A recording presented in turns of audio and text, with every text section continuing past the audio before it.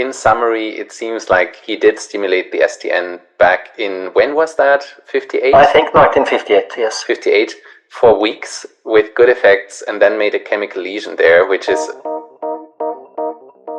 Special services, which eventually developed into the CIA, and he even personally knew the CIA director, and also his activities were financed by American sources from US Air Force, from US Navy, from US Army, and even from NASA. So people around him in this psychiatric hospital, they started to believe that he was actually doing mind control experiments for CIA and American authorities.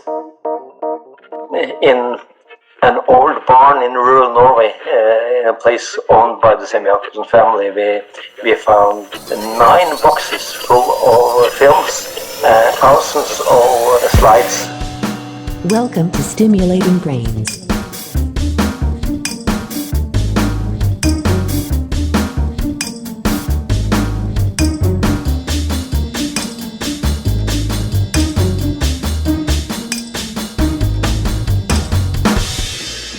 Hello and welcome back to Stimulating Brains. This is the fascinating conversation I had with Professor Espen Dietrichs, who is a full professor of neurology and movement disorder specialist at the Oslo University Hospital.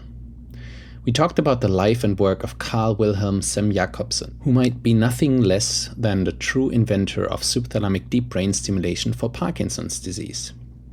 We follow along Dietrichs' detective work that uncovered raw material, including a film that Sem-Jacobsen had showed at a neurological convention in 1962, which Dietrichs ultimately found in a barn in rural Norway after many years of investigation. We also talk about Sem-Jacobsen's ties to the American government, including his personal friendship with then CIA Director William E. Colby. We cover conspiracy theories about mind control that were ultimately proven wrong, the echocardiogram that was recorded when Neill Armstrong first walked the moon, and, of course, how to record electroencephalograms while diving or flying a jet in the 1960s. Please join Espen Dietrichs and myself for an interesting ride along a rather covered chapter in the history of functional neurosurgery. Oh, and if this is interesting, make sure to check out the show notes online, which includes several fantastic pictures shared by Professor Dietrichs, and of course a link to the film, which can be found in the supplementary material of his 22 letter to the Movement Disorders Journal. Thank you so much for tuning in.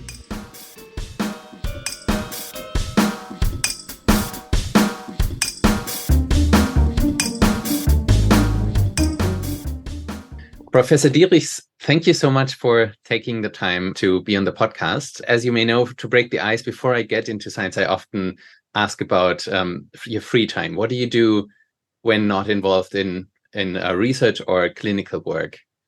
Any hobbies or things you like to do? Well, there are several, actually. We are going to talk today about one of my hobbies. In Norway, we are about 15 neurologists who are members of what we call a neuroliterary club. We are interested in everything in the interface in between brain, neuroscience, neurology, and art, culture, history. And so we pick different topics that we are interested in, and we give talks, and we have written 4 books about brain and arts, brain and culture. I've been editor on all 4 of them. Wow! But we are quite active in this sense. Personally, I'm also very fancy of sports, and maybe especially soccer. Great! I used to play all boys soccer until half a year ago, and I'm a very fanatic supporter of one of our local soccer teams.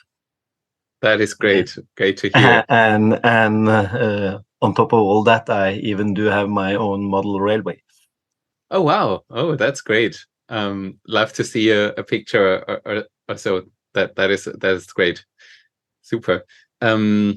So you are professionally a professor for neurology at Oslo University Hospital. What are you most passionate about in neurology and academic research these days? Anything that particularly excites you? Well, I mean, I used to be head of all neurology in Oslo for 16 years, but I stepped down a few years ago. So now I only focus on movement disorders. And our unit is a dedicated movement disorder unit with a national function for deep brain stimulation. So we do about 80% of all deep brain stimulations in Norway. And also we the rest of what we do is related to second opinion, third opinion, or 25th opinion of difficult movement disorder conditions and how to handle them. Great. Wow, that is exciting.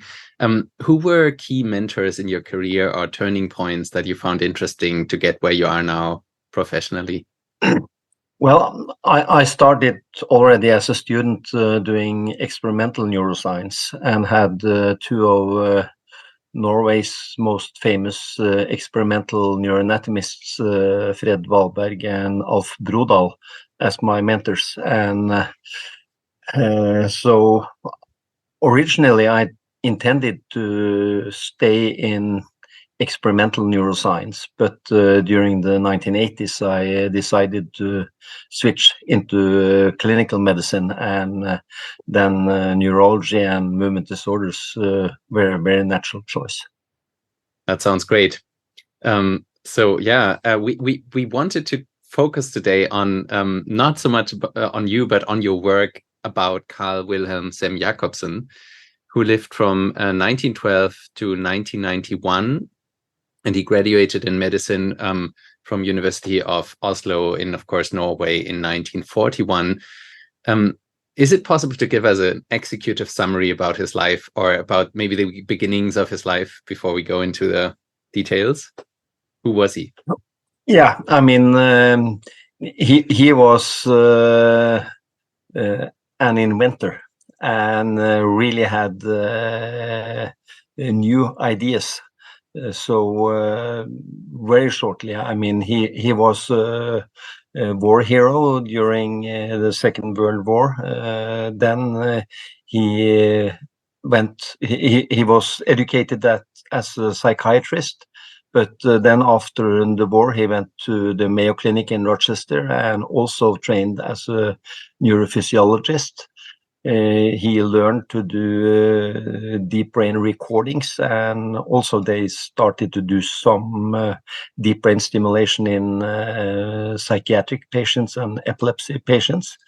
Then he returned back to Norway, and what was then his main activity was that he formed a neurophysiology and neurosurgery lab in Oslo, and took up deep brain stimulation and went on to work with Parkinson patients, not psychiatric patients, even though he worked in a psychiatric hospital. And I think, as we will learn, he might be the actual inventor of subthalamic deep brain stimulation 40 years before it was invented in Grenoble, but we'll get to that. So just that's just as a teaser for the listeners. So let's start with very briefly. You mentioned the war hero part. So during World War II, he fought in the Lynch Company, a British special operations executive that performed commando raids against Nazi targets in Norway. In the end of the war, I think as you write, he had to flee to Sweden to avoid being caught by the Nazis, and then was recruited as a captain in the US Special Forces and participated in the liberation of northern Norway. And then at the same time, he also seemed to be working as for the Office of Strategic Services, OSS, which is a precursor of the CIA. Any more details to that part of his life? I've tried to find out what his work was for the Office of Strategic Services, which obviously was some kind of intelligence activity. but I have not been able to find out what he did, and I've talked to his family, and they haven't any details. But after the war, he got a citation from General Eisenhower and was the only Norwegian ever to get that. So obviously he has done something good during something that period. Important. Interesting. Yeah. And after the war, as you're right, he started training in psychiatry and then also went to the Mayo Clinic and the Rochester State Hospital on a Fulbright scholarship. Here he took part in depth brain recordings and deep electrical stimulation experiments already in psychiatric patients. When was that? And do you know who his mentors were at the time in the States, or with whom he worked there? I don't recall who he worked with, but this was in the early 1950s. Okay, all right. So he, that probably was the foundation to then, when he returned to Norway in 1956, to go down the same path of depth recordings and depth stimulation. I think he was his job at the time was to improve frontal lobotomy. At the time, frontal lobotomy was widely practiced. Can you talk about that phase of him returning to Norway and what he brought there? The director of Gaustad Hospital, which is the biggest psychiatric hospital in Norway and now part of the Oslo University Hospital. The director there wanted to improve surgical precision for frontal lobotomies, which were common at that time. So they made a special position for him and invited him back to Norway in 1956. So he even got a new building, a small building, to make this neurophysiological institute for deep electrode recordings, mainly to find the right spot for lobotomies. So, but Sem-Jacobsen very soon lost interest in lobotomies and wanted to work with Parkinson's disease instead. So I think he wrote, though, that that he could reduce considerably the size of the lesion by depth recordings, right? So apparently he did fulfill part of that mission to improve lobotomies, even in psychiatric patients. That's right. He moved in 1956, and I think he operated on the first Parkinson's patients in 1958. So in 1956 and 1957, they operated on some psychiatric patients. And as you said, he wrote in his monography that the size of the lesions could be much more precise and much smaller when they recorded and stimulated to find the right spot. Yeah, it reminds me of epilepsy practice these days, right? Where now this is very standard to record, find out, where the lesion should be or where the ablative part should be. So that was, I think, at the time very pioneering. And he got his own building, which is probably the highest achievement one can get as a scientist. That's usually requires quite some investment from the university. We call it an annex. It's probably not. It's not a separate building, but still they built a new lab for him. Yeah. Does it still exist? Do you know? No, it doesn't. Okay. And do you know any more of the details of like how he was recruited? Who was the person who thought, oh, we need this person back, or any more details on that? And I mean, he was a psychiatrist. He had just been away from Norway for 5 or 6 years or something. So they probably knew him personally. And the director of this hospital was a psychiatrist himself. So and was the person who called him back. All right, sounds great. And then you said he shifted gears completely to Parkinson's disease. Do you know why initial results, or was it more driven by the psychiatric symptoms and Parkinson's at the time, or do you know that? I cannot tell. I think, I mean, lesion surgery for Parkinson's disease had been practiced for several years, also in Norway. And somehow he must have found out that to make smaller lesions and precision surgery would be even a bigger advantage for Parkinson's disease than for maybe anything else. Yeah. And I mean, it was 57, 58, as you said. So I think the first surgeries there were in like 1950-ish, right? By Spiegel and Weisses and others. So it was really brand new still at the time. If I'm correct here, correct me if I'm wrong, but with thalamotomy, pallidotomy, and lesions at other targets, the first stereotactic frames had been invented. I think the first one really was by Spiegel and Weisses in the 1950s. So all that was quite new. He probably saw some results. Results can be dramatic, as we know, in Parkinson's. So probably that's how he shifted to this. How did the story go on then with Parkinson's? Obviously, it was successful. Yeah.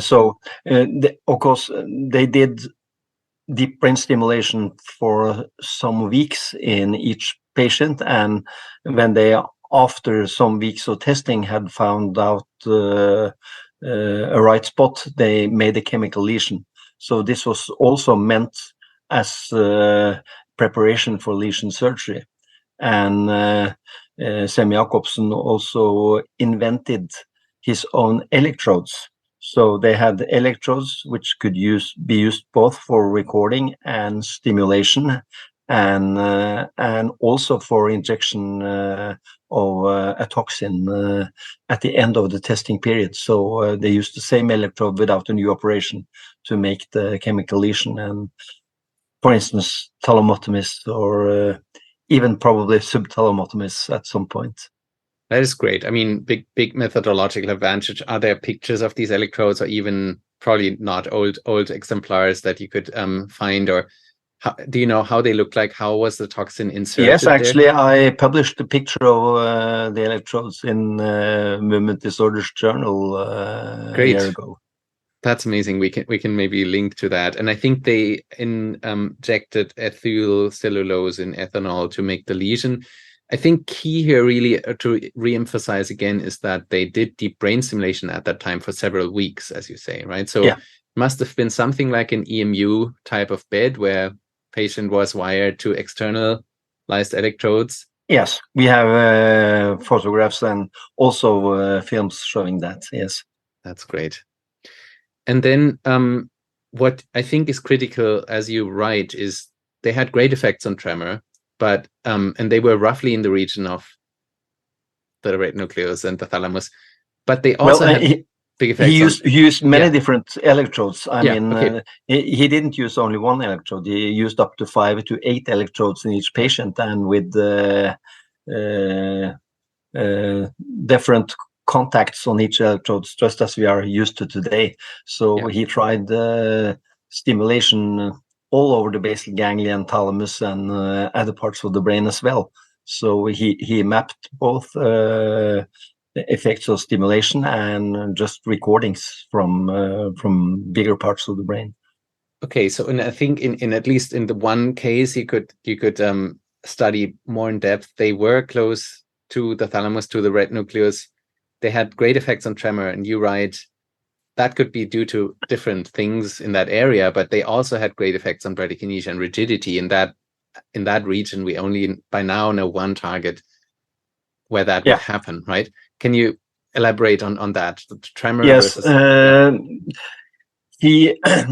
mean, Sem-Jacobsen was not a big scientist. He was an inventor, so he hasn't published much of his results. He published quite a lot about the method, but not much about the results. But in a neurology congress in Oslo in 1962, he published a short paper with tables showing that both bradykinesia was considerably improved and also rigidity reduced after stimulation close to the red nucleus. And as you say, in this region, the subthalamic nucleus is the only area we know where you can really get improvement of all the cardinal motor symptoms of Parkinson's disease.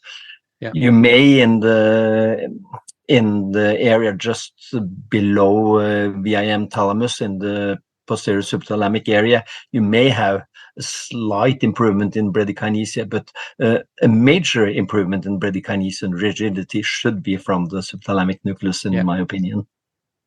Very good detective work there. I totally agree. I mean, pallidum would be the alternative, but that's quite far off, right? So, but actually also Sem-Jacobsen wrote a huge monography with many methodological details, and actually we can find some of his coordinates, and some of his coordinates also look like subthalamic nucleus. Very, very cool. So in summary, it seems like at least in some patients, he did stimulate the STN back in, when was that? 58? I think 1958, yes. 58 for weeks with good effects, and then made a chemical lesion there, which is great. And as you say, maybe science was a bit different at the time. He didn't write it up. Indeed, I mean, he did, but not in like many papers, but just occasionally. Do you think there was any connection from people later, so either the Grenoble team or before them, that might have known this work or had been inspired by it? Is there, can we draw a link? I'm afraid that I will have to say no. I don't think that his work inspired later neurosurgeons or neurologists to follow up. So I think this is part of separate part of the history. Yeah, although, you know, I think so. I talked to Pierre Pollak on this podcast, who was with Alim Benabid in Grenoble, of course, as the two inventors of deep brain simulation for tremor, and then also subthalamic DBS. I also talked to Patricia Limousine on the podcast, and I think what not everybody might know is that I think at the time a lot of people knew that, for example, high frequency DBS in the thalamus or in the pallidum would work, right? So people used this already before making a lesion all the time in the operation room to test for the symptom, right? So the actual invention in Grenoble was not that you can use high frequency stimulation to mimic a lesion, but as Pierre Pollak said, it was transferring the acute effect of the operation room outside with an implanted pulse generator, where the Medtronic device was around, right? They were able to actually make this a thing that would work for long term outside of the operation room. So, you know, even if people had known before, I think there's a big contribution by the Grenoble team just for that, right? So just to make the acute effect a long-term effect, and with an implantable device, and you know, seeing that intraoperative effect that many people had seen before, Alim Benabid, but then thinking, oh, why don't we do this chronically outside, right, with the stimulators that we have? So I think, but you're probably still right, as far as I know, that in the STN was usually the place of where you didn't want to go, right? People did not want to lesion there because of fear of hemibolism.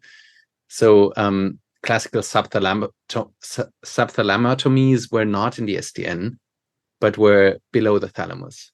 So, yes, and I mean the story of lesion surgery from the 1950s and 60s, they really made most people made huge lesions, and they had really awful morbidity and even mortality from their operations. So at the same Congress in 1962, where Sem-Jacobsen presented some of his results, there were two other papers with thalamotomy results, and only very small materials, but with one with 100% mortality and one with the last patient survived for 3 years. Yeah, so a much better result in terms of mortality, morbidity already, which is the trend we're seeing. We still carry out lesions these days, for example, with MR-guided focused ultrasound, but also with classical ablations, but they get smaller and smaller, right? They get smaller and smaller, and the lesions in the 1950s and 60s, they were huge. They were, you could say, many cubic centimeters. Yes, I think if you look back at some of the, even from the Hassler time in Freiburg, the lesions there, they were really big, and they often also encroached on the STN. Even though I think at the time people didn't want that to happen.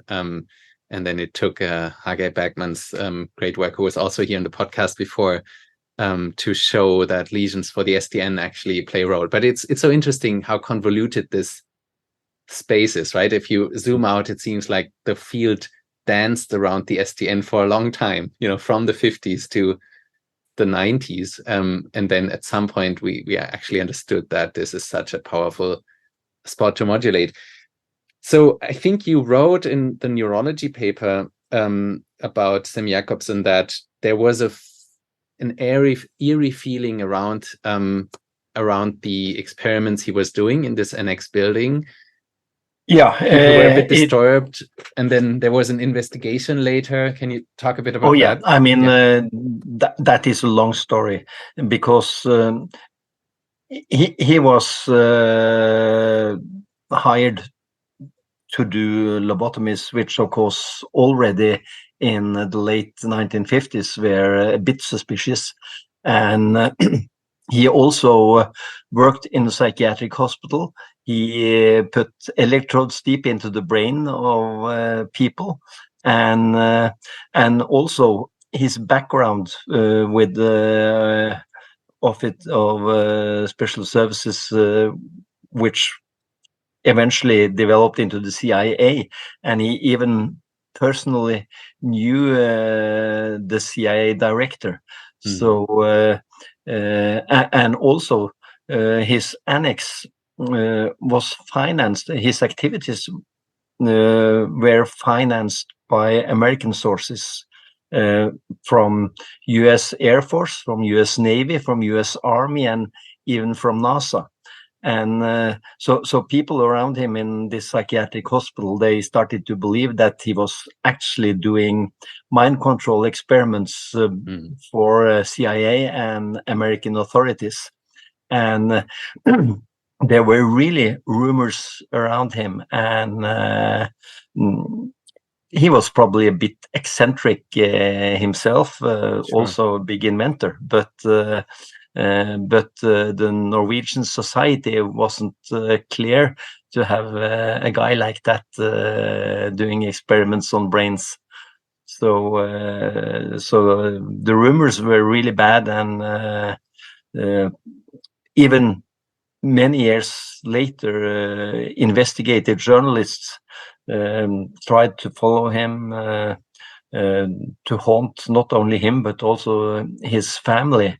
And even long after Sem-Jacobsen died, his family were still harassed by investigative journalists. So in the end, they actually had to burn all material after Sem-Jacobsen to get rid of these investigative journalists. Interesting. Even after this, there was this investigation then. Was that after his death, or was he still alive at the time? Yes, no, it was long after his death. Okay. Long after his family had destroyed the material. Sem-Jacobsen died in 91, and in 2000 there was a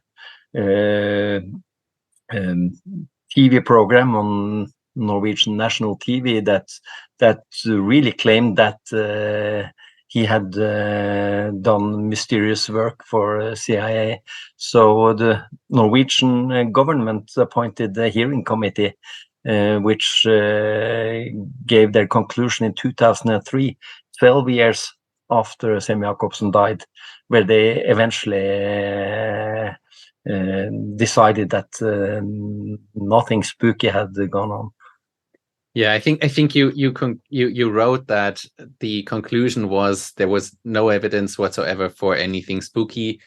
Maybe sometimes there were a few more electrodes than absolutely necessary in implanted, but they would still be used for science on Parkinson's to better help patients. So I think their conclusion was that it was all by the book, essentially what happened there, right? Yeah, he was cleared by this hearing committee. Yeah, that sounds great. So, but as you say, the family still understandably burned the material since they were harassed by journalists for years or decades.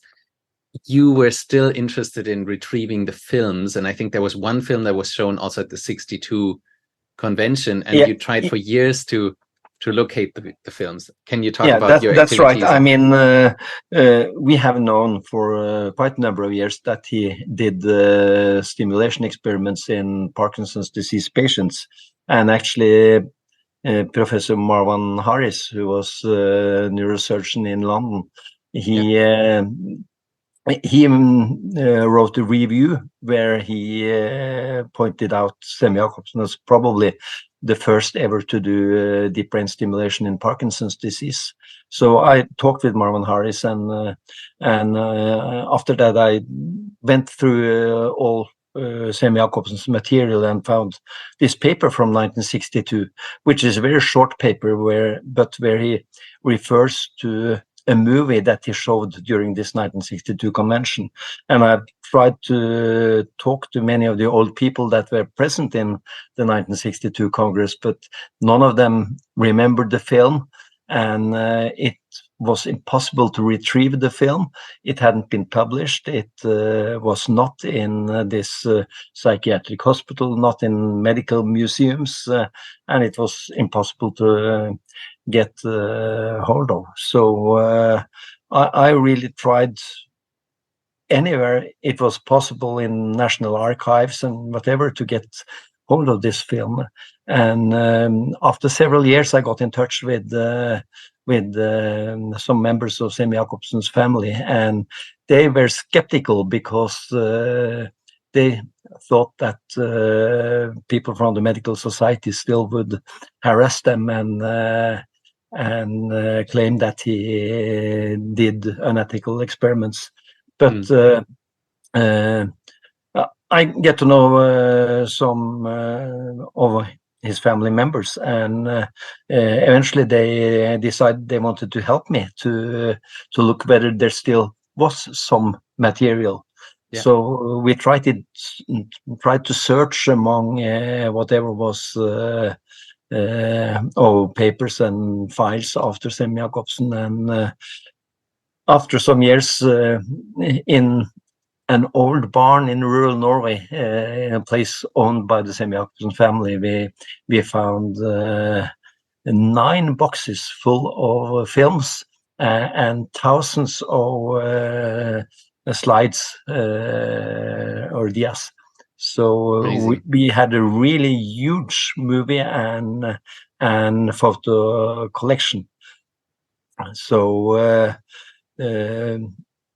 we have, the Sem-Jacobsen family has donated all of this to the National Medical Museum in Norway, and they have started to digitalize these films. So far we only have the 3 hours of Parkinson film, but eventually there will be more of it digitalized. That's great. And is that going to be publicly available? Do you know that? Or yes, it is available. I mean, it's in a national museum, so that's will be available. And so so you found the film, right? The film that was mentioned, and it is now in your movement disorders paper as supplementary video. I think a shortened version of it. Very very short clip, yes. Which is of course, looked at it, and it's really, really impressive. But I want to ask you about the maybe first time you watched it, maybe with an old projector, or how did that feel after looking for this film for 5 years? Or well, that was just that? amazing. Yeah, it's just amazing. I mean, it was just what I had been looking for several years, and there it was. And what did you watch it with them or at home, or how did that no, work? I watched it only by myself. Okay, great. What did you see when looking at the film? Can you describe a bit what was shown? Well, of course, you see detailed all steps during the stereotactical operation in 1958 settings, and then there are testing with power or stimulation on and off in several patients. And of course, what's most visible is tremor that disappears immediately, and you have lights on the panel that shows when stimulation is on, and you see that immediately when stimulation is on, tremor stops, just like it does when we do DBS today. And so mainly we see tremor suppression, and we also see that patients during ongoing stimulation still have normal dexterity in their extremities. Yeah, it's beautifully made, I think, even with an intro title, and reminded me a bit, I think at the time this was probably the best way to document, and probably still is, right, to show videos. We still do that as movement disorders professionals, and so it shows the pioneering work, even documenting things, right, as probably at the time was not as straightforward to do this. You mentioned Marwan Harris, who was also on the show, I think episode number 3, and then recently as well with Joachim Kraus and Christian Moll, and we even have a third episode with him planned about pallidotomies. And I learned from him as well, from a paper he wrote, that I think the very first deep brain stimulation he knows about was actually in 1948, done by Lawrence Poole in the States. And I looked at that paper. I think it's also in Parkinson's disease, but it was targeted at the psychiatric symptoms, so more late stage lady that it was more a psychosurgery attempt, not so much about the movement disorders, I think. And I think the electrode was in the caudate nucleus. So, but it's beautifully shown already with the depth electrode. And I think in that publication, Lawrence Poole even writes that he had done this at 1948. I think it's published in 1951 or so, a bit later. But he makes the point that he did this before Robert Heath. So that essentially kind of was important to him to show that it might have been the first one. But I totally agree with you. What Sem-Jacobsen did is something very different. That's actually subthalamic DBS as we know it today, right? That's a big difference. And I think we can really rightfully claim that this was the first motor DBS for Parkinson's, probably first in subthalamic nucleus, had amazing effects. Did it chronically for weeks, and then did the ablator surgery. So you could even say maybe it was a shame that it didn't break through further, right? Already, we could have probably saved a decade or more, a few decades, actually. Yeah. That was a shame, but one of the reasons probably all the rumors and that actually this activity wasn't considered very popular among the society in Norway. They did have a team. I mean, Sem-Jacobsen didn't operate himself. He had skilled neurosurgeons from our national hospital who performed the neurosurgery, and he also had neurologist, neuroradiologist, and a good team around him. But except for this small team, probably it wasn't that popular, and he had no assistants or candidates that followed him, followed his methods. Yeah, it's interesting. You for modern, they, I think we still have an eerie feeling about anything that like is more psychiatric. But if you see a tremor stop and on and off, like in that video, for a patient with Parkinson's syndrome, it's very hard to say this is not amazing, right? But you're probably right. It was a different time.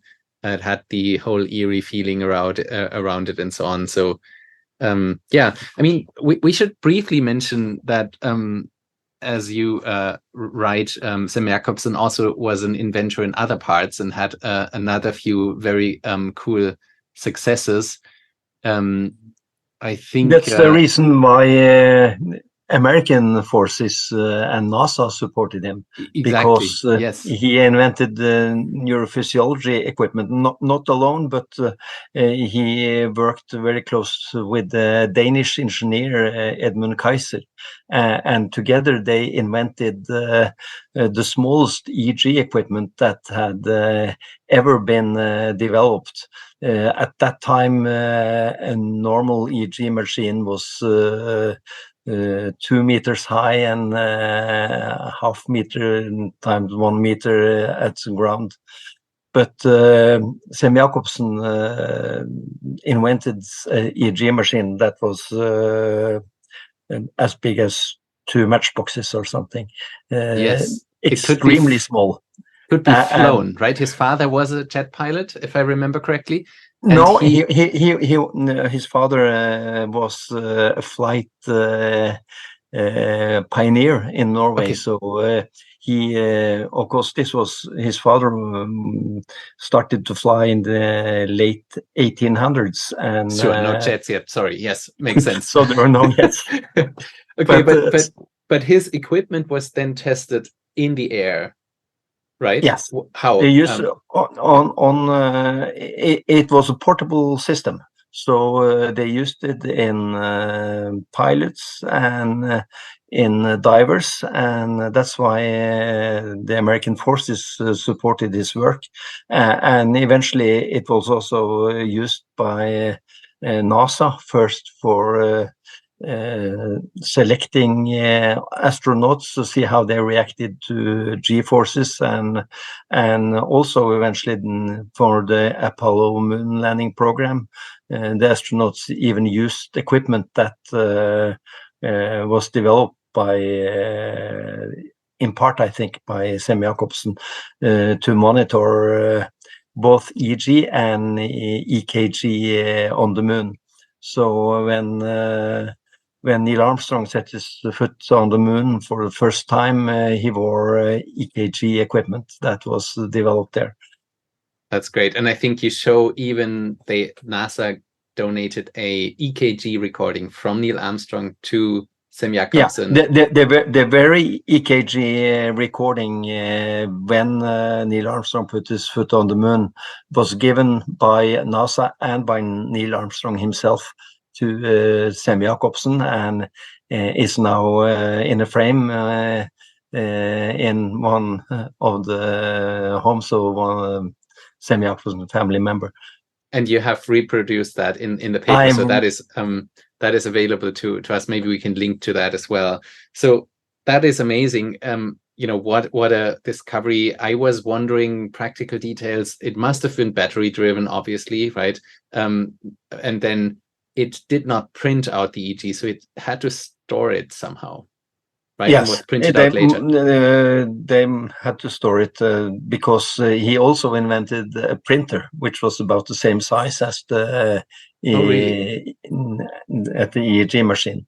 So, but of course for the moon landing, I don't know the details there. Of course, that's probably classified, but yeah. But at the time, maybe on tape, there was no easy digital way probably to store this. Or I don't know, maybe there was, but yeah, it's very interesting. But we were probably sure there was no printer inside of Neill Armstrong's suit that would print out the No. the EKG. Actually, it would have been space for it, since even the printer was so small. I still think he didn't wear a printer. Very cool. And I think in the EEG and EKG that was used on jet pilots, they could sometimes see that, in stressful maneuvers, jet pilots, I don't know, had changes in consciousness or so, right? That was the idea why. True blackouts, and those are actually few of the actual scientific papers that Sem-Jacobsen wrote. He published a couple of publications on jet pilots and bomber pilots with fainting during G-force maneuvers. So, lots of clear interest from, of course, the American government and the forces there, and that explains the whole donations or the whole funding he received, but no mind control that happened there. So that is also maybe important to clarify. All right, so this is very exciting. Any other thing you would have wanted to mention about him before we come to a more general conclusion of the podcast? Any details we missed, or? Well, there are so many details. I think we've covered the most important ones. Okay, got it. So maybe to wrap up, some more rapid fire questions to you as an experienced deep brain stimulation and movement disorders neurologist.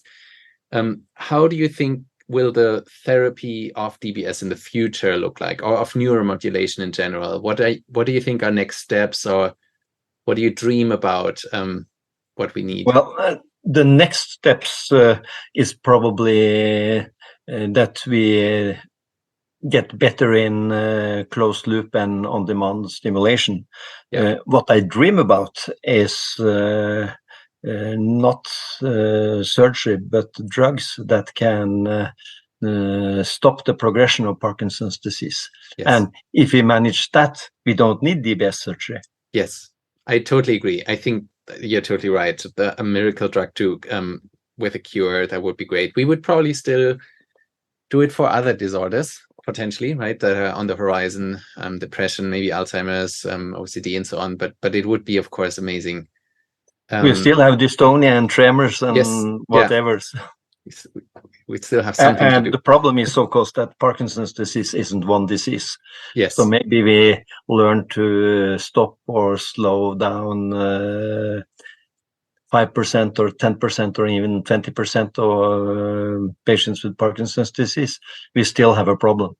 Yes, that makes sense. So lots to do. Any eureka moments in your career or in your medical practice where you thought, wow, this was understood something, or this was a great success that you recall?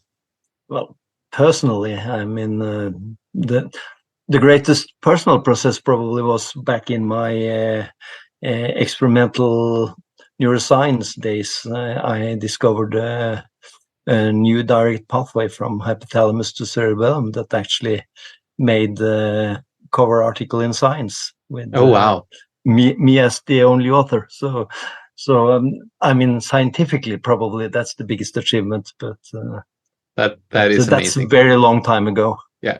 Okay, great. Did you ever think this was a big waste of my time? I mean, my work is my hobby, so I have never felt this waste of my time.